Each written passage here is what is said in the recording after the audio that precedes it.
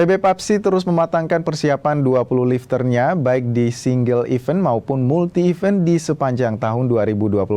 Terkait perubahan kelas pertandingan per Juni mendatang oleh International Weightlifting Federation, Papsi menyatakan tak ada kendala. Latihan intensif dilakukan PB Papsi untuk 20 lifter nasional yang tergabung di Pelatnas Angkat Besi di Makolan Markwini, Jakarta Pusat.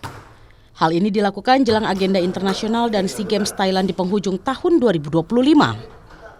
Rencananya PB Papsi akan melakukan seleksi guna mendapatkan kuota lifter sebanyak 7 putra dan 7 putri untuk pesta olahraga Asia Tenggara.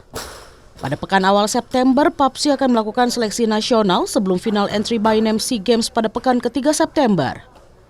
Seleksi nasional sekaligus tes angkatan dilakukan mengingat adanya perubahan beberapa kelas pertandingan oleh Federasi Internasional Angkat Besi IWF.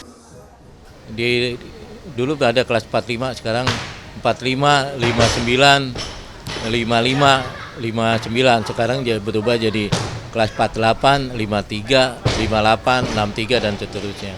Di bagian putra juga begitu. Dulu di kelas 55, sekarang jadi 60, 65, 71, kemudian 77 dan seterusnya. Ya yang jelas sih dengan ada perubahan ini untuk Indonesia tidak pengaruh ya, tidak pengaruh. Terutama ya untuk negara Asia mungkin ya. Karena mungkin untuk saya sendiri nggak terlalu berpengaruh, soalnya untuk di berat badan saya saat ini untuk menurunkan tidak terlalu jauh, jadi masih aman. Semoga saya bisa bersaing mengalahkan kakak-kakak yang ada di Pelatnas. Guna menambah jam terbang, PB Papsi menyiapkan kejuaraan dunia remaja dan junior yang akan diikuti 4 lifter putri dan 7 lifter putra pada 30 April hingga 6 Mei di Lima, Peru.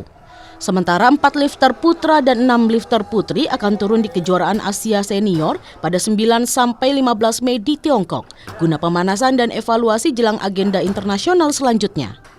Rinintaniken Bimo Wicaksana, Kompas TV, Jakarta.